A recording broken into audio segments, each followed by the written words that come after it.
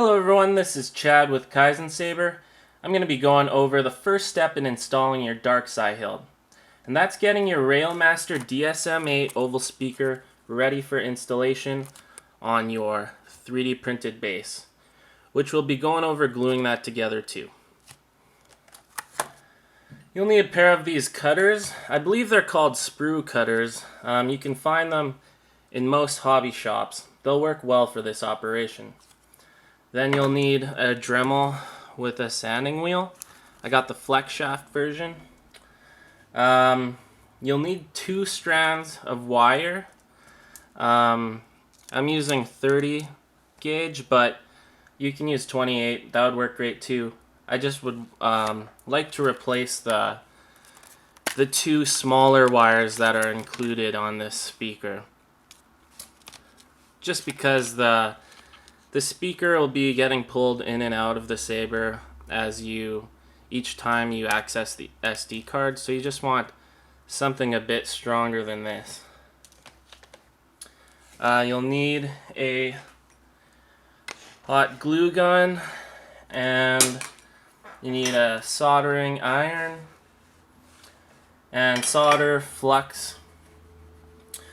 So yeah, your DSM-8 Railmaster speaker comes in this rectangular box, and you're just gonna want to cut away from it, cut it out essentially. So there's certain areas you don't want to start cutting, especially around the speaker. You want to start on the far side here, and then you'll be able to see the internals, and then you'll have a better idea of where to cut to get the rest of this box out.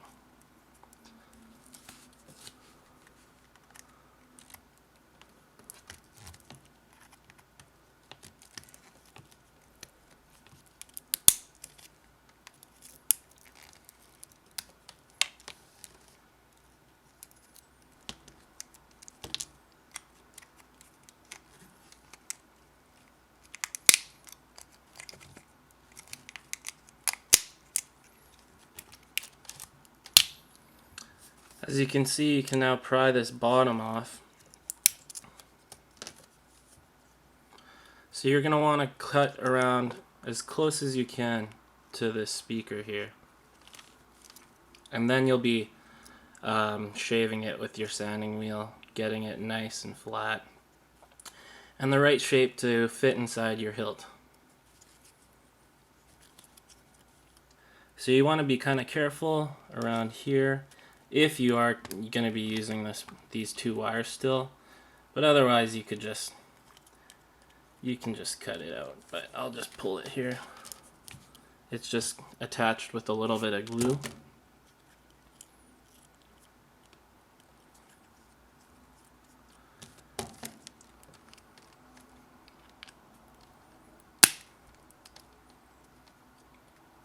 See, I'm just getting really close to the speaker, and then the rest will be done with the sanding wheel.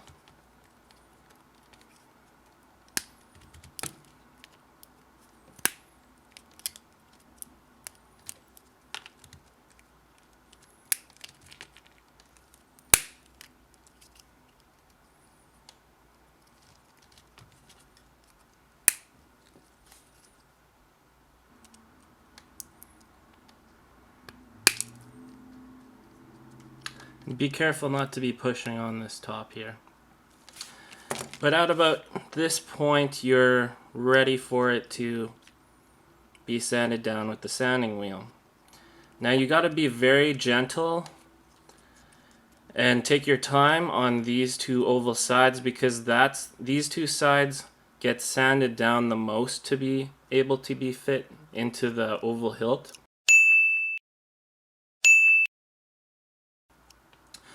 So it's like you get pretty far in here, and it's likely that the sides will crack, but you want to keep these 2 flat sides strong and don't sand much of this.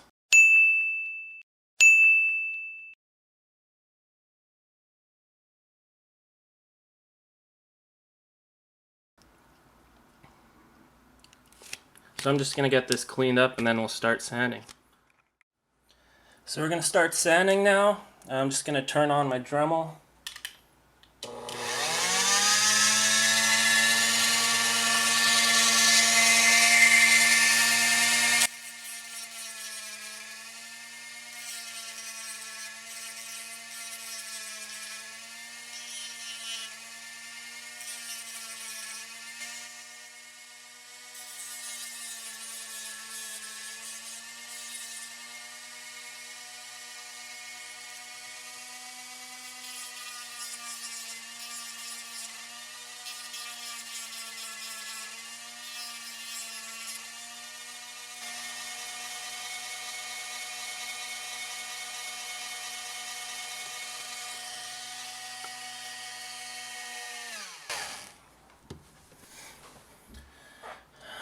So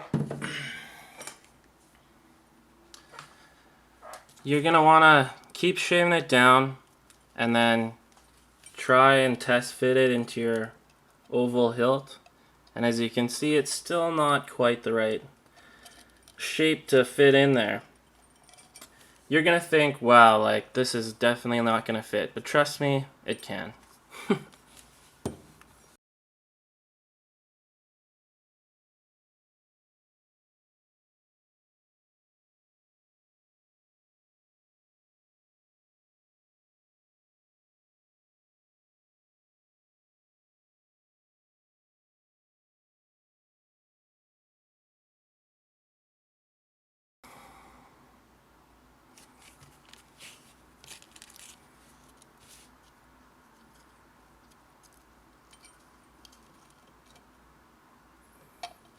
Almost there, just a touch more.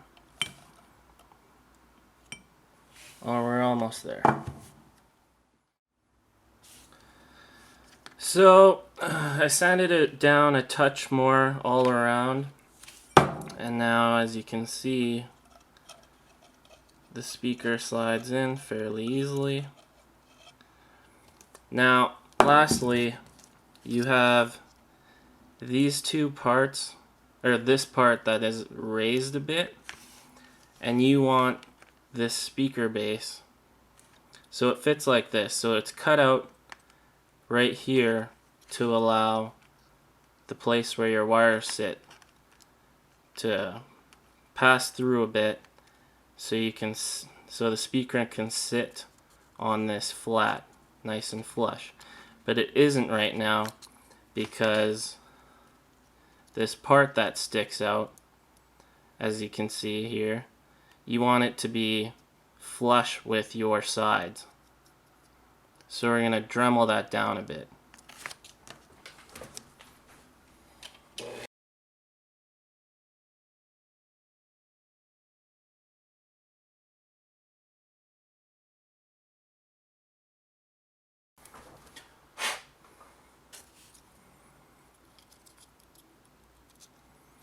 Alright, now it sits flush, like these two flat parts sit flush against the speaker base. And that's how you're going to glue it. So next we're going to solder on the two wires and then pass them through, and then we'll hot glue everything together.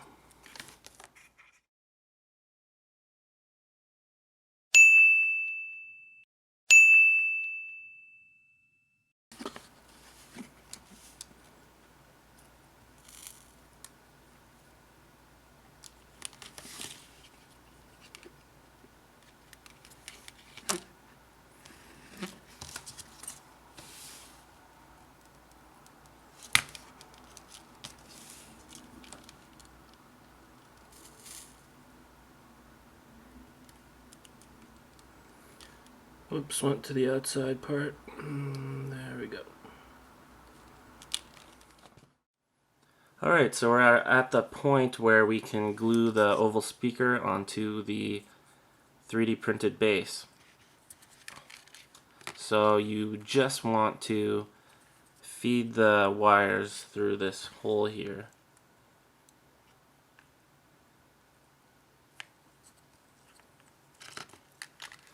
Now where the wires are soldered, you want to align that up with this cutout portion on the speaker base. Now, the speaker base is a touch wider than the speaker on this side and this side, so you just want to align it in the center so you got a bit of chassis sticking out on each side. And for these, the top of the oval and the bottom of the oval, it'll be pretty flush with the speaker. So we are ready to glue. So we're going to hit right here, and right here with a dab of glue. And you want it tight up against this base. And the reason you want it tight is that it'll make it so the chassis will align up with the recharge port hole. If you have some extra glue in there and it's not tight, you'll have to sand the edges of one of the 3D printed parts just to make the chassis a touch smaller to align with the recharge port hole.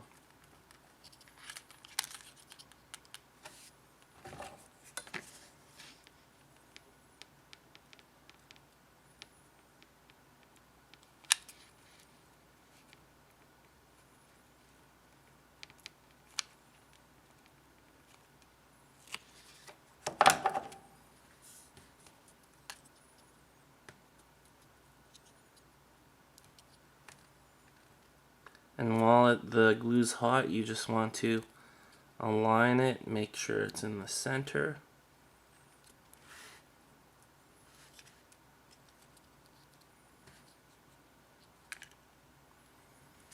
And there you have it. You might want to take your Dremel and just flatten out some of these sides where the glue is exposed, just to help so it slides into the hilt a bit better. I like to put a dab of glue here so that when you are removing the speaker holder, it's not putting any, it's not pulling where the solder joint is, it's pulling right here. So I added a little bit of extra glue along the edges and then flattened it out and then just sanded any excess that would cause some difficulty in inserting it into the saber hilt. So let's just check it out if it fits now. So it fits perfect.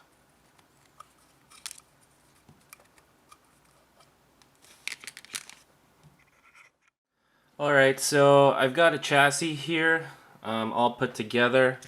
I'm using an older speaker of mine, older model, a little bit different, but still the same length as the current speaker base. So once you finish gluing your speaker onto the speaker base, you want to test fit your chassis together and insert it in the hilt and make sure that your recharge port aligns with the recharge port hole. And like I said before, if you don't have your speaker tight enough on your speaker base, it may not align correctly. Alright, so I'm just gonna put these wires through the soundboard holder just so I can get the speaker flat up against this. So you just want to insert it into the hilt, and then once you got your chassis all the way in, use your fingers on both sides of the speaker base and push it halfway in. And I just need a pommel here. I'll use the one from this other saber.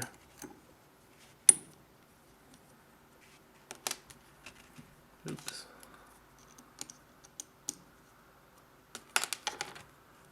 Alright, then you put the pommel on the end and let it do the rest of the work, pushing the chassis in, and push it all the way into the end. And your recharge port should line up with the recharge port hole. And you just want to test it with your kill key. And perfect. It goes right into the recharge port hole. Then to get it out, just put a screwdriver through the top and just push on the top of the recharge port holder, and then you can pull everything out. So you're good for that. I'm just gonna show you now what it's like with a completed chassis and accessing the SD card. So before you or after you install everything and are getting ready to put this inside your Saber and wire the rest of everything up, I just, like I did with this Saber, I've got some, like those dividers, those clear dividers that you put in a binder. I just been cutting strips off of it because it's nice and thin, and then I glue that strip to the back side of the soundboard holder, and then I sand this bottom a touch, and then that way you can use that to pull your chassis out. And then you'd also have to sand the speaker base a touch where the divider is gonna go. So I have that already set up in this Saber. So I just pull it out pops the speaker, and I got it glued here so there's no stress against the speaker. And then I also got the speaker wire glued on the back side here as well. And then, like I mentioned earlier, the ribbon is glued to the back side of the soundboard holder. So easy SD card access.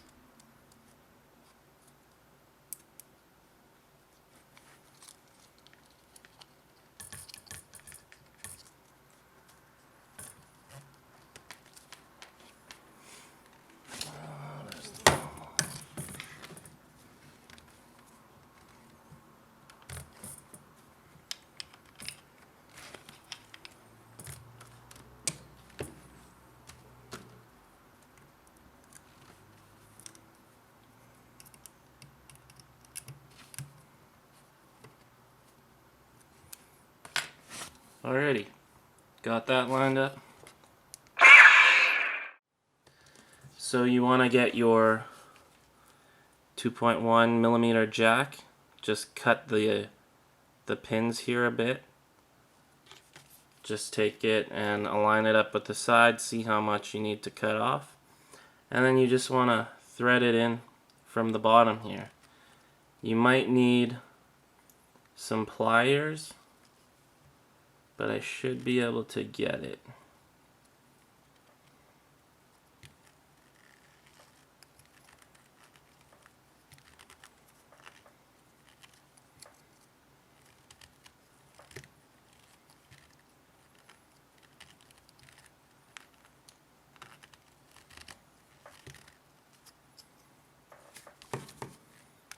And then I'm just using some pliers to get it.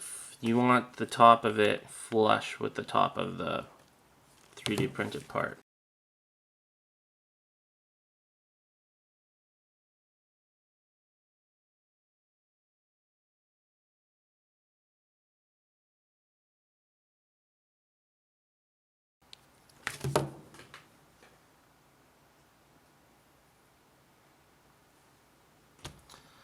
Alright, now I need to cut some of these pins just a hair more.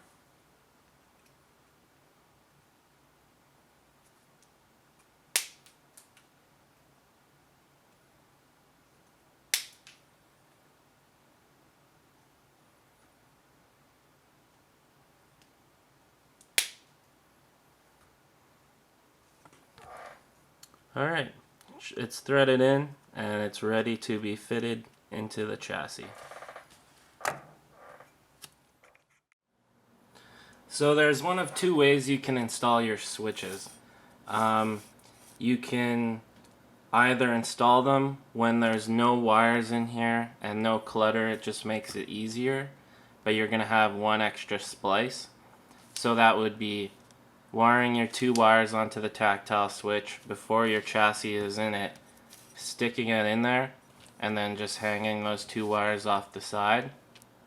And then later, after you pull the chassis through with those 2, well, it'd be 4 if you're running 2 switches, but 2 if you're running one switch. If you run those 2 wires through, then you can just splice it here with that wire from the speaker, or from the switch that's hanging out, and then shove that in. Or you can have you can put your chassis in, have the 2 wires run out, and then before you solder your LED wires together, you solder your switch onto the 2 wires hanging out, and then put the switch in. But then it's going to be a touch more difficult because you have a bunch of wires coming out here. So with these little tactile switches, you never want to solder on the same side, both wires. I always go diagonally, so it would be either this prong to this prong, or this prong to this prong. Alright, I'm going to get that soldered up. So this is how it should look after you've got it soldered up. I use 3/64 shrink tubing, and it's good to cut that shrink tube at a nice good angle like that before you put it on the wire. That way when it shrinks up, it'll cover more of the top side here on the pin. I also cut these switches, the pins, a bit lower, so on the 2 sides that I am gonna put the 2 wires on, I just cut it after the bend, and then for the 2 other sides I cut them pretty close to the bottom. So that's how it should look before you solder your wires on. And then you just want to bend those 2 pins in, and then I usually put a bigger piece of shrink tube here, just so when there is stress on the wire, it's not putting too much stress on your solder joints. So we are going to put the switch in, because I know many of you have been scratching your head over that. So you just want to bend that a little bit so it makes it easier to be put into the saber. But essentially you feed the switch in and then get it to where it's sitting in the hole a bit. And then you get a very small flathead screwdriver like this.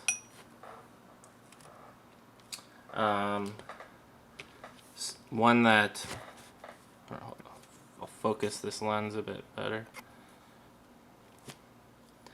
So one that is able to go in between the pins easily and not wreck any of the pins.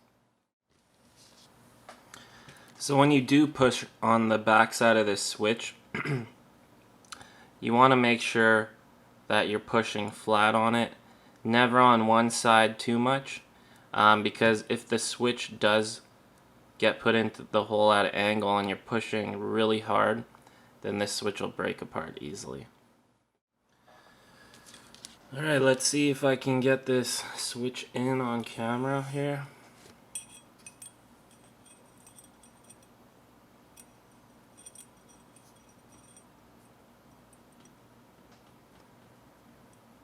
So as you can see, I've got it sitting in the hole there nicely.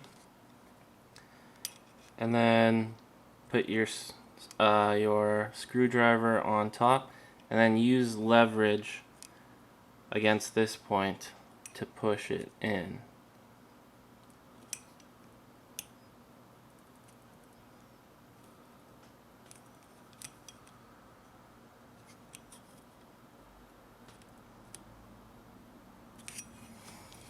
And then once you've got it in, just test it a few times. If it doesn't pop out, then it's in tight. Now, to remove the switch, you just push with the screwdriver on the outer ring, never on the button. And just be gentle. There, it's out. If you do that too many times though, there may be a chance that your switch may not sit in the hole very tightly anymore. So just put, this is what I've done to fix that problem. Put a touch of flux on this outside ring, not the button, and then dab a tiny bit of solder on the edge, and then sand that down with your sanding wheel, and it'll make the outside ring slightly larger, and you'll be able to push that back into the switch hole easily.